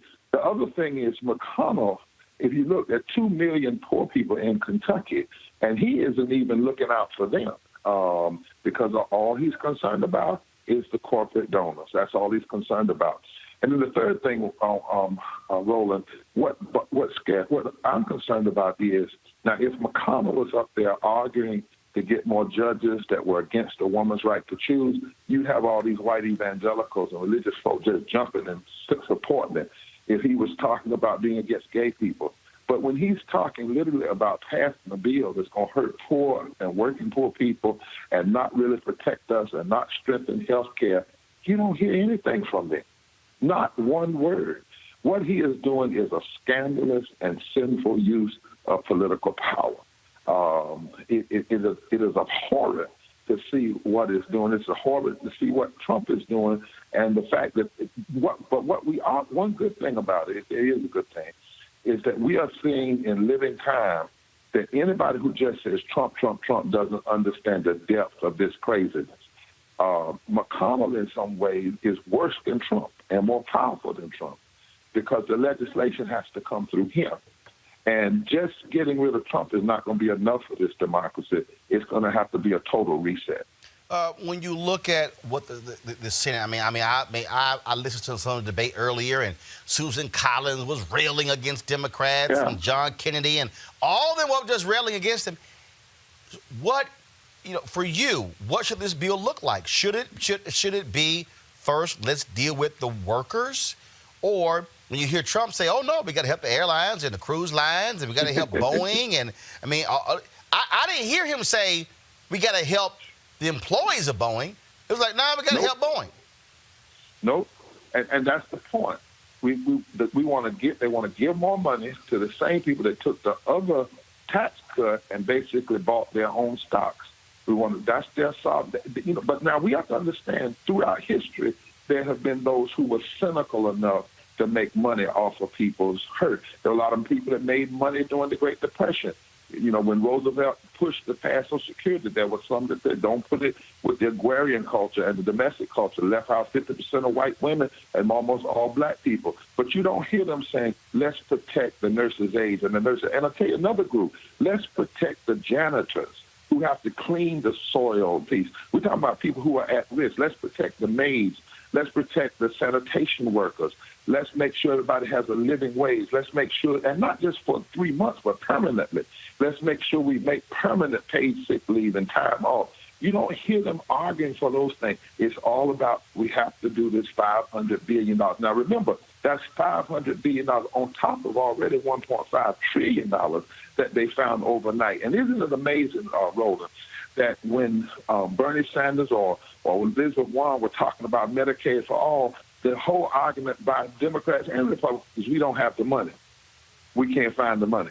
And isn't it amazing that they want to give all this money to the airlines and the cruise liners, and some of the cruise liners don't even have their offices in America, by the way. But this same group, McConnell, if you go back in history, they were the ones that cut the money to the community health centers.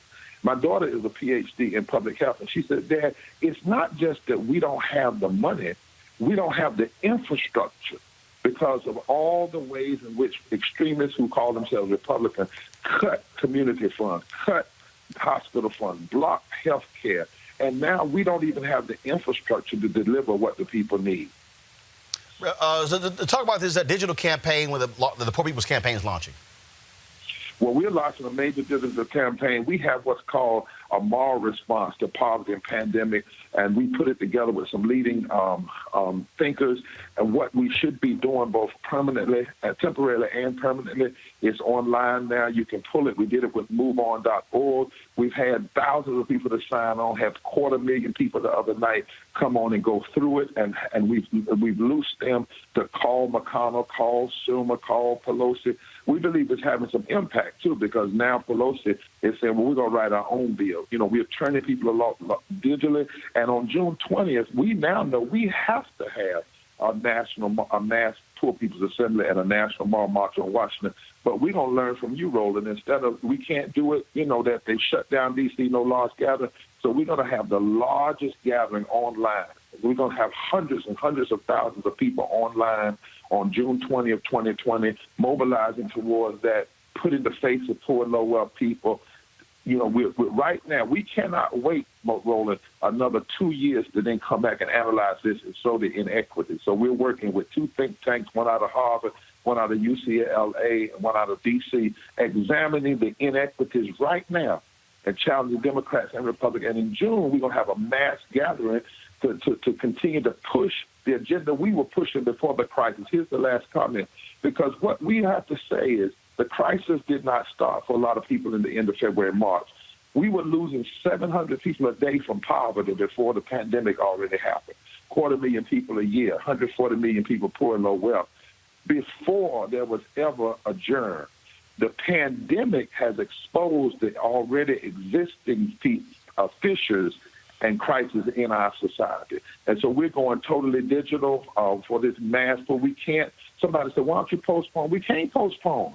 The last thing we can do now is postpone. The thing we must do is stand up and speak out, particularly for the 140 million, 43% of this nation that are poor and low wealth, that are not being dealt with in most of this legislation. Well, especially since, of course, the election is still going to go forward. I mean, there will be an election in November. That's right. And that's why we said June 20th. We're mobilizing to June 20th so we can organize after June 20th. We're mobilizing people not only to tell their stories and shift the narrative, but to build power. We have a study coming out. I hope we can release it on your show. Absolutely. And that study is going to show what will happen, what could happen if just 2 to 3 to 5% of poor and low-wealth people were organized, mobilized around an agenda, and they voted. It could fundamentally shift. In fact, the margin of victory to move McConnell lies in organizing poor and white folk in the mountains and black folk in the cities of Kentucky. And the margin of victory exists among poor and low-wealth people who are not voting, not who are voting, who are not voting because they are not hearing politicians deal with their issues, which is why we're challenging Democrats to stop backing up. They need to make McConnell and them have to, if they want to vote stuff down, let them. But don't go in a back room and negotiate out. That's one of the things we have to say to Schumer and to Pelosi. Put a bill together that's what we need. Put it before them and make them vote on it. Don't negotiate poor and low-wealth people out and give in to the bullies and the corporations. We can't do that. All right, then, Reverend Dr. William J. Barber, we surely appreciate it. Thanks for being with us. Anything you need in the future, be sure to let us know. We'll be right here. Bless your heart. Thank you, Doc. Thank you, sir. Appreciate it. Brittany, I want to go to you. It was very interesting. Of course, last night, the Democrats did not go along with this Senate bill voting against cloture. And it was a lot of conversation today because a lot of the Bernie people were upset with me because I noted that Bernie Sanders was not in Washington, D.C. He was in Vermont, and he had a live stream going last night. Go to my iPad, please. Folks, you will see right here. This is, and actually some of them were lying, saying, well, though, Elizabeth Warren also did not vote. That's not true. What you see here are the people who actually voted last night. You see Mitt Romney not voting. You see right there Scott of Florida not voting. You also see Mike Lee of Utah not voting. Cory Gardner's on this list. He did not vote, and Rand Paul. Well, all 5 of them are being quarantined. Sanders was not. They were like, well, you know, this is, you know, you're wrong because it was closer and his vote wouldn't matter anyway. Here's my whole point, Brittany. If you're still in the presidential race and you're talking about, you know, you're about advancing solutions, shouldn't you be in D.C. in the room negotiating, trying to make it happen, and not in Vermont? Now, he says that was last night. He returned to Washington, D.C. today. I'm sorry. This is all hands on deck. If you are a member of Congress on the House or the Senate side, Republican, Democrat, Independent, I don't care, you need to be in D.C. doing your job.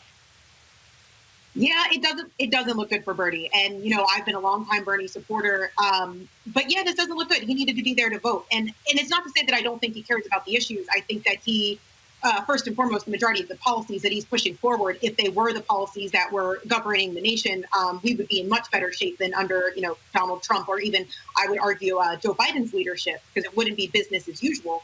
However, this doesn't look good. I've heard a few rumors that he's sick. And of course, if he is sick, it certainly wouldn't help the campaign that he's trying to hold on to if that becomes public knowledge. But it doesn't look good. I have to agree with you on that one, Roland. And again, and I just don't quite understand why Bernie supporters act as if he's infallible, like he can't be criticized or critiqued. Bottom line is, if you want to be a leader, you need to lead.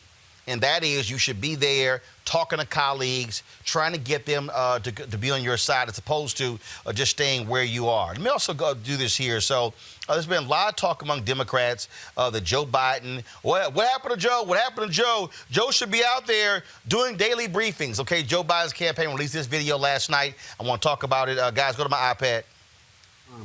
We're trying to put a corporate bailout ahead of millions of families. You know, it's families. It's simply wrong. We should be focusing on families. The White House and the United States Senate Republicans have proposed a $500 billion slush fund for corporations with almost no conditions.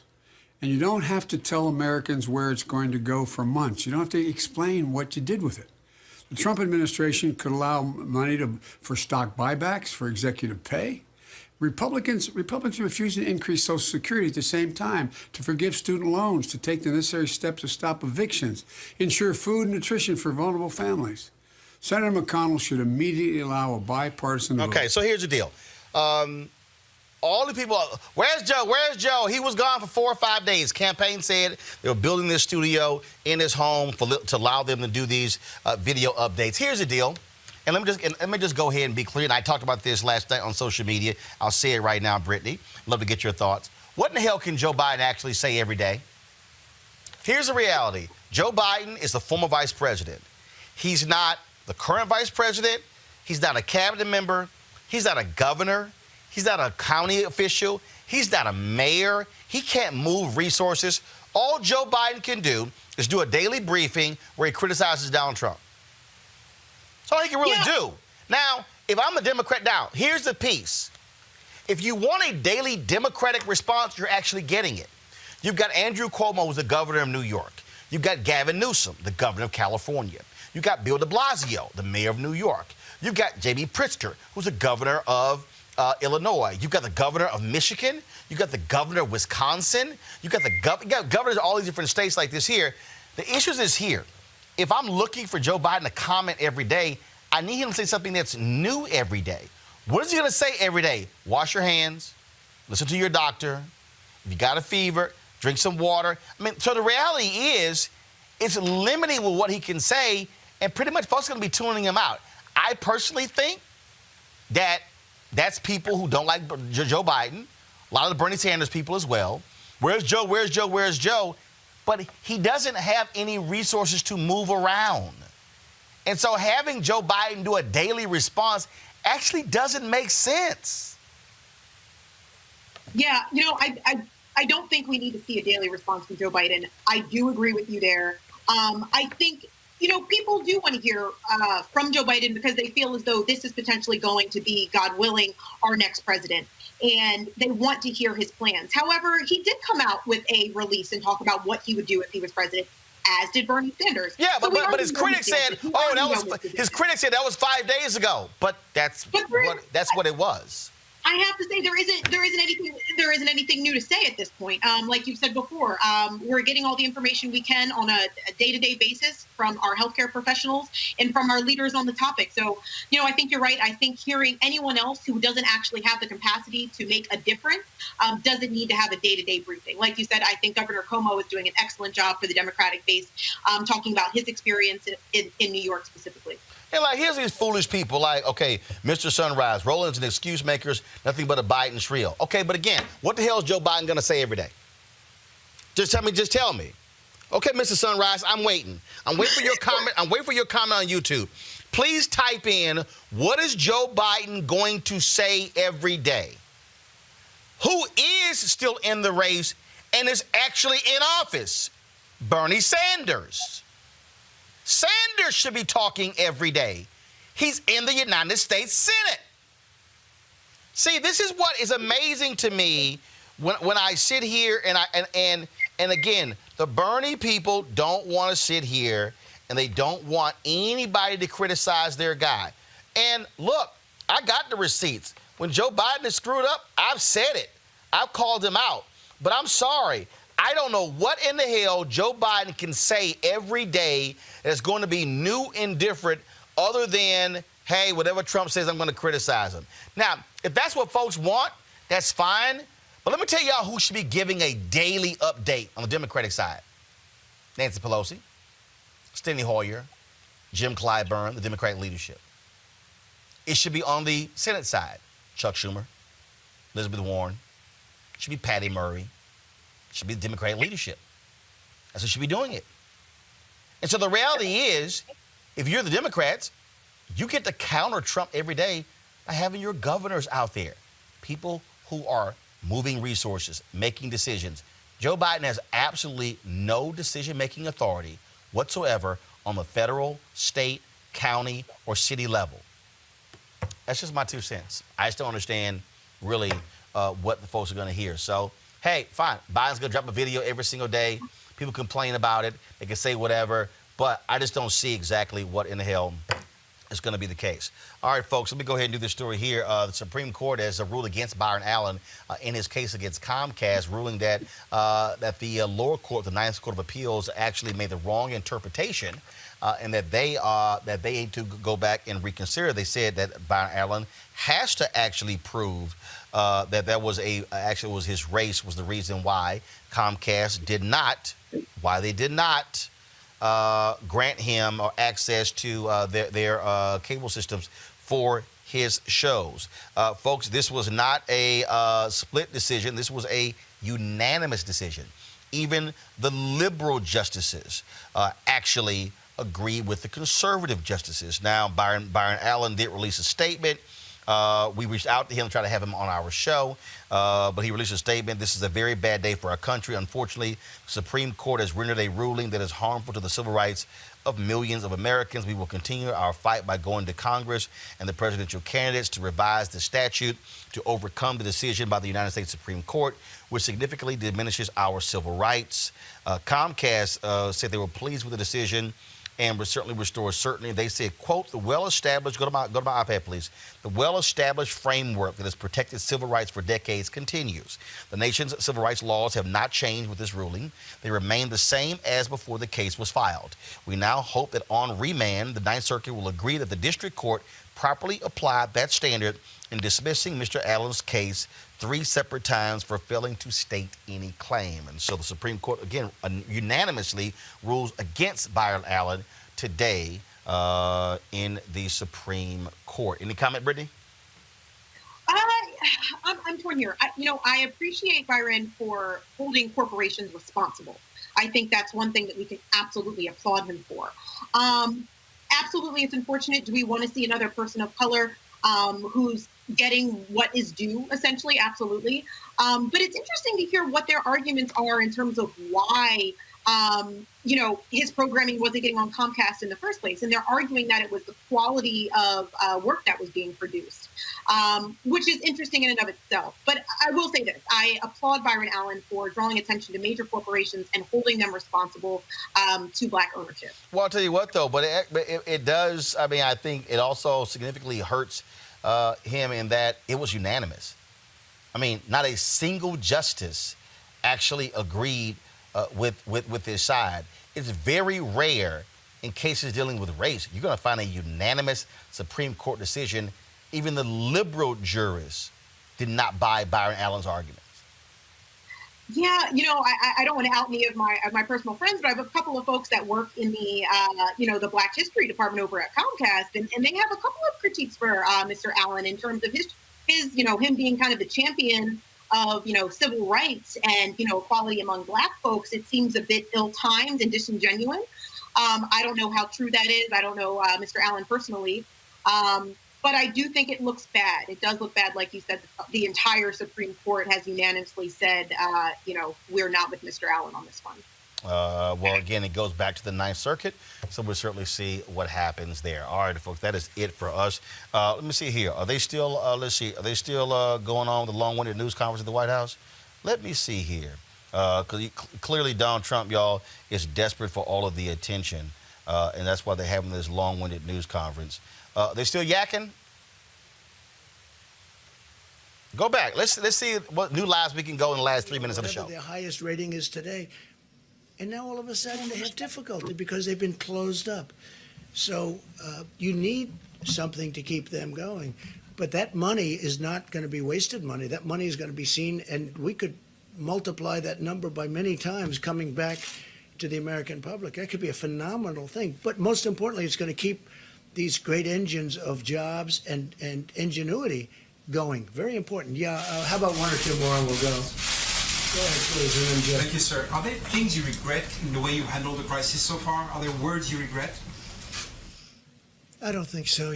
I'm looking forward. I don't look back. I guess there's always something everybody regrets. There are things in your life you regret. We all regret things, but I really like to look forward. I'm a person that looks a forward thinker, I guess they would say. No, I think that we've handled it really well. It seems to be the American public thinks that we've handled it well if you look at polling data. But I'm not interested in myself. I'm interested in the American people. We have to get this going. We have millions and millions of jobs that were solid as a rock 3 weeks ago. And today, there could be questions. And the faster we get it going, the more likely it is that those stores, little businesses, big businesses, medium-sized businesses open up.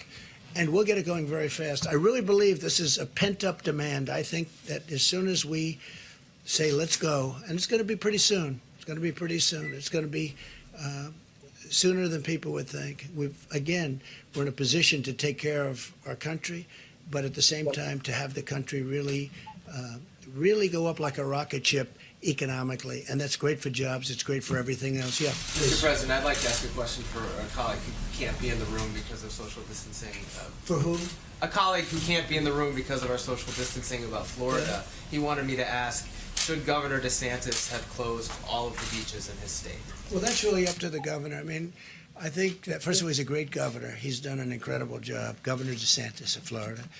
And on the beaches, I guess he's recently made a decision, but you do have a lot of room on the beaches. And, I think it's just a decision that he made originally, and then he's refined it, and then he's done something that a lot of people agree with what he's done. But he's done a lot of things right. And he's been truly, he cares so much about health care, he cares so much about the cost of prescription drugs. He's been a fantastic governor for Florida. There's a lot of room on the beaches. He literally said there's a lot of room on the beaches. I'm done. Brittany, I appreciate it. Thanks a lot. I want to thank Avis and Scott for being on our panel as well as our great guests on the show. Tomorrow, I'm Roland Martin Unfiltered. That brother who's a county commissioner down in Florida who went off. Ooh, yeah. We're going to have him tomorrow, right here in Roland Martin Unfiltered.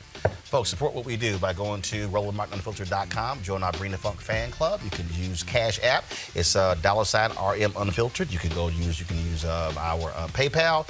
You can use Square as well. Your dollars make this show possible. We keep trying to keep you abreast. And again, our goal is very simple. Every day, bringing you black experts you're not seeing these folks on cable news network or broadcast networks. That's why we do what we do every single day. We're going to have them every day talk about coronavirus and how it impacts you. And so we look forward to that. And so thank you for supporting us. You can follow us on YouTube, hit subscribe. You can also give. All the people who are watching on YouTube right now, it's more than almost 2,500 of you. You can give right there on YouTube. And so we certainly appreciate it. Thanks a bunch. Thanks for watching on Periscope and Facebook as well.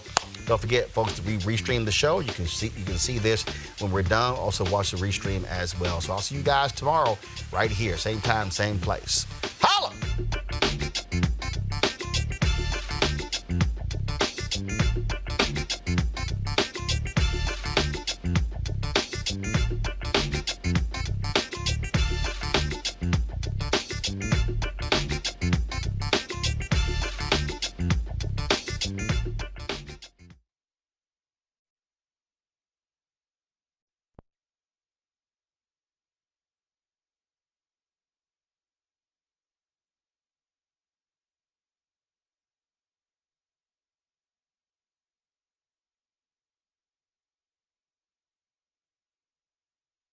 You want to check out Roland Martin Unfiltered? YouTube.com/Roland S. Martin. And subscribe to our YouTube channel. There's only one daily digital show out here that keeps it black and keep it real. It's Roland Martin Unfiltered. See that name right there? Roland Martin Unfiltered. Like, share, and subscribe to our YouTube channel. That's YouTube.com/Roland S. Martin. And don't forget to turn on your notifications so when we go live, you'll know it. Hey everybody, this is your man Fred Hammond, and you're watching Roland Martin, my man, Unfiltered. Hi, this is Essence Atkins, and you're watching Roland Martin Unfiltered. Hey yo, Peace World, what's going on? It's the Love King of R&B, Raheem Devon, and you're watching Roland Martin Unfiltered. Hi, my name is Brescia Webb, and you're watching Roland Martin Unfiltered. Ow. Well, I like a nice filter usually, but we can be unfiltered. What's going on? This is Tobias Trevelyan, and if you're ready, you are listening to and you are watching Roland Martin Unfiltered. What's up? I'm Lance Gross, and you're watching Roland Martin Unfiltered. Hi, this is Cheryl Lee Ralph, and you are watching Roland Martin Unfiltered. I mean, could it be any other way? Really? It's Roland Martin.